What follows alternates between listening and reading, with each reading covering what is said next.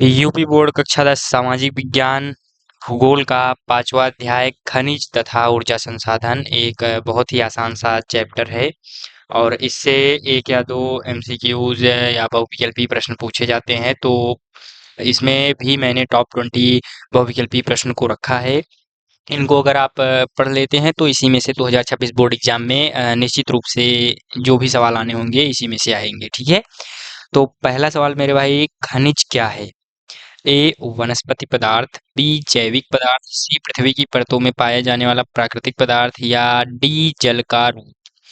तो A B C अथवा D में से कौन सा विकल्प सही होगा? खनिज क्या है, खनिज की डेफिनेशन।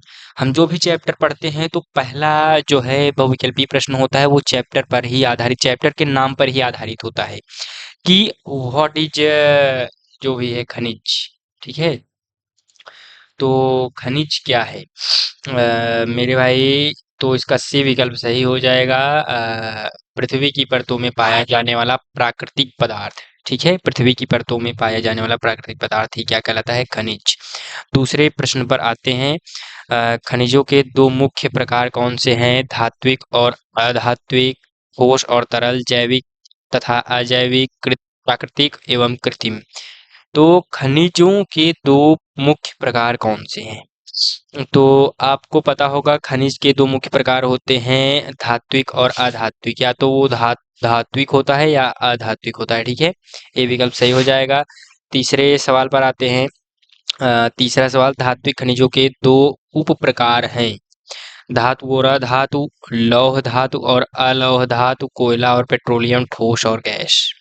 तो ए बी सी अथवा डी विकल्प में से कौन सा विकल्प सही है? सही विकल्प का चयन कर आप अपने एक अंक पक्के कर लें। तो तीसरे का जो है बी विकल्प सही होगा, लौह धातु और अलौह धातु। ठीक है, तीसरे का बी विकल्प सही होगा। चौथे प्रश्न पर आते हैं। भारत में सबसे अधिक लौह अयस्क कहाँ पाया जाता है? झारखंड, छत्तीसगढ़, उड़ीसा या मध्य प्रदेश? सबसे अधिक लौह अयस्क, ये याद रखने योग्य सवाल है। बोर्ड एग्जाम में हो सकता है पूछ ले, क्योंकि लौह अयस्क सबसे ज्यादा कहाँ पाया जाता है? तो इसका विकल्प सी सही हो जाएगा, उड़ीसा में। ठीक है, उसके बाद भारत का प्रमुख लौह अयस्क उत्पादक राज्य कौन सा है? लौह अयस्क उत्पादक, तमिलनाडु, झारखंड, उड़ीसा या कर्नाटक? तो मेरे भाई उड़ीसा इसका फिर से विकल्प सही हो जाएगा। कहाँ पाया जाता है और कहाँ उत्पादन होता है वही लगभग सेम ही चीज है। तो उड़ीसा विकल्प सही हो जाएगा। पांचवे के बाद छठे प्रश्न पर आने से पहले मैं आपको फिर से एक बार बता देता हूँ join free mark booster series, जो कि आपको टॉप पर दिख रहा होगा सबसे ऊपर। WhatsApp number 9598509664। तो अगर उस पर आप व्हाट्सएप में मुझे मैसेज करते हैं हैशटैग मार्क बूस्टर सीरीज लिख करके, तो मैं आपको उस सीरीज में ज्वाइन करा दूंगा, जहां पर वीकली टेस्ट होता है। आपको 1 to 1 मेंटोर गाइड किया जाता है किस तरीके से बोर्ड एग्जाम में बैठना है, परफॉर्म करना है, बोर्ड एग्जाम किस तरीके से देना है, और नई नई चीज़ें बताई जाती हैं, आंसर राइटिंग स्किल्स भी बताए जाते हैं, आपकी कमियों को बताया जाता है, और आपका प्रॉपर शेड्यूल टाइम टेबल भी बना करके दिया जाता है आपको किस प्रकार से कैसे पढ़ना है, और महत्वपूर्ण टॉपिक को भी दिया जाता है, जिससे आप कम समय में बहुत ही ज़्यादा से ज़्यादा अंक प्राप्त कर सकते हैं। और इसका नाम मार्क बूस्टर इसलिए रखा गया है क्योंकि अगर आप इस सीरीज को ज्वाइन करते हो तो आपके निश्चित रूप से 10 से 15% का इंक्रीमेंट होगा आपके बोर्ड एग्जाम में। ठीक है, तो इसको जल्द से जल्द ज्वाइन कर लो मेरे भाई। आपके पास जितना भी समय है ये टोटली फ्री ऑफ कॉस्ट है, तो आप ज्वाइन कर सकते हो। ठीक है, छठे प्रश्न पर आते हैं। भारत में अभ्रक का सबसे बड़ा उत्पादक राज्य कौन सा है? ठीक है, राजस्थान, झारखंड, बिहार या तेलंगाना? अभ्रक का। ठीक है, तो मेरे भाई तेलंगाना विकल्प सही हो जाएगा, डी। तेलंगाना जो है भ्रक का सबसे बड़ा उत्पादक राज्य है। बॉक्साइड से कौन सी धातु प्राप्त होती है? तांबा, लोहा, एल्यूमिनियम या जस्ता? बॉक्साइड अयस्क होता है, उससे कौन सी धातु बनती है? तो बॉक्साइड से मेरे भाई एल्यूमिनियम बनता है। ठीक है, आठवें प्रश्न पर आते हैं। भारत में बॉक्साइड का सर्वाधिक उत्पादन कहाँ होता है? उड़ीसा, छत्तीसगढ़, झारखंड अथवा महाराष्ट्र? कहाँ होता है मेरे भाई भारत में बॉक्साइड का सर्वाधिक उत्पादन? तो उड़ीसा में। ठीक है, ए विकल्प सही हो जाएगा। नौवें प्रश्न पर आते हैं। कोयला किस प्रकार का खनिज है? अधात्विक, धात्विक, गैसीय अथवा मिश्रित? किस प्रकार का खनिज है? आराम से इत्मीनान से इस सवाल का जवाब दीजिए।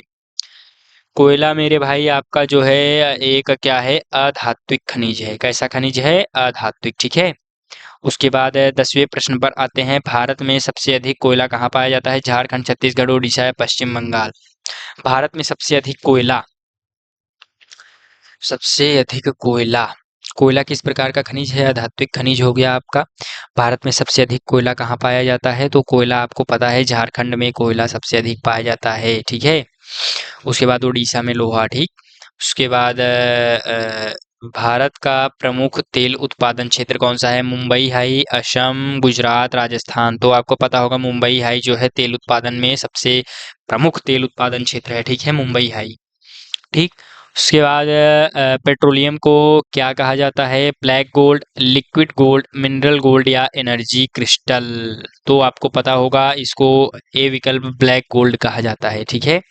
क्योंकि देखो जिस भी जैसे आपको पता होगा कि सबसे जो है महंगी करेंसी जो है वो कुवैत है, कुवैती दिनार, आपको पता होगा, ठीक है। वो क्यों इतना मतलब उसका वैल्यू है, इतना ज़्यादा वैल्यू है, 200 कुछ है जो है रुपए बराबर, 217 ऐसा कुछ है, उतने रुपए बराबर एक कुवैती दिनार। आप समझ सकते हो कि उस देश की जो है आर्थिक स्थिति कितनी मजबूत होगी। वो इसलिए है क्योंकि वहाँ पर जो है यही पेट्रोलियम मतलब जो है पेट्रोल, डीजल, पेट्रोल जो वगैरह-वगैरह हैं, ये सारी चीज़ें वहाँ पर सबसे ज़्यादा पाई जाती हैं, ठीक है? इस नाते इसको ब्लैक गोल्ड भी कहा जाता है, क्योंकि ये या तो आपके पास जो मेन गोल्ड होता है वो हो, या तो ब्लैक गोल्ड यानी आपके पास यही पेट्रोलियम हो। ये सारी चीज़ें अगर आपके पास हैं तो मेरे भाई वो जिस भी देश के पास हैं, वो देश समझ लीजिए कि एक तरीके से सोने की चिड़िया हो सकती है, ठीक है? या एक अमीर देश कहलाया जा सकता है। अपना देश भी बहुत पीछे नहीं है, ऐसी बड़ी बात नहीं है। भारत में सबसे पहला तेल कुआँ कहाँ खोदा गया था? गुजरात, असम, राजस्थान अथवा महाराष्ट्र? किस राज्य में जो है तेल का कुआँ खोदा गया था भारत में सबसे पहला? असम, ठीक है मेरे भाई। किस स्थान पर? डिगबोई में, ठीक है। असम के डिगबोई नामक स्थान पर जो है भारत में सबसे पहला तेल का कुआँ जो है खोदा गया था, ठीक है। और वहाँ पर जो होता है कुवैत में, तो वहाँ पे जो है जहाँ पे कुवैती दिनार चलता है वहाँ पे क्या होता है कि हर जगह जहाँ भी खोदो वहीं पे आपको पेट्रोलियम तेल वगैरह मिलेगी, ठीक है। तो भारत में सर्वाधिक जल विद्युत हाइडल पावर उत्पादन कहाँ होता है? उत्तराखंड, हिमाचल प्रदेश, केरल अथवा अरुणाचल प्रदेश, ठीक है। तो सर्वाधिक जल विद्युत हाइडल पावर तो हिमाचल प्रदेश में, ठीक है। 14वें का बी विकल्प सही होगा। 15वां सौर ऊर्जा किससे प्राप्त होती है? जल से, सूर्य की किरणों से, हवा से, खनिजों से। सौर ऊर्जा किससे प्राप्त होती है? तो सूर्य की किरणों से प्राप्त होती है मेरे भाई सौर ऊर्जा, ठीक है। सूर्य की किरणों से जो सौर ऊर्जा लगा होता है, आप तो जानते ही हो, सोलर पैनल लगा होता है। वो जब सूर्य की किरणें आती हैं उसको अवशोषित करके उसे जो है करंट विद्युत में परिवर्तित करता है, जिससे हमारे घरों में जो है बिजली वगैरह या लाइट जो भी बल्ब वगैरह जलते हैं, पंखा, बल्ब, बहुत सारी चीज़ें होती हैं, ठीक है।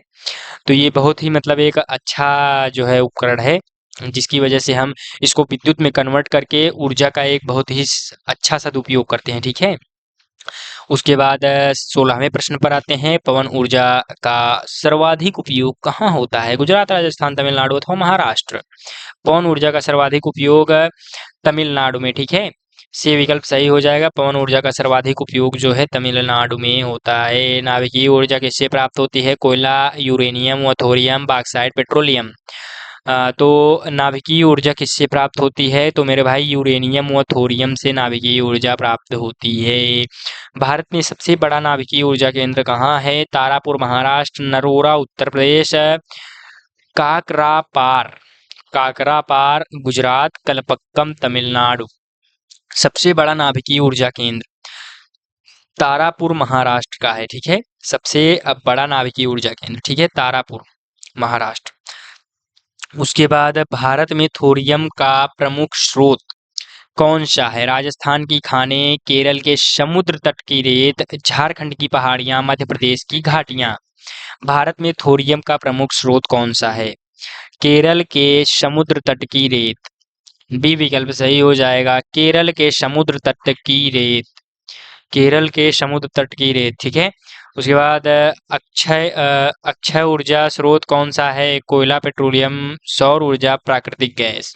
अक्षय ऊर्जा स्रोत, तो इसका जो है विकल्प आपने देख ही लिया होगा, फिर भी मैं फॉर्मेलिटी के लिए सौर ऊर्जा से विकल्प सही हो जाएगा।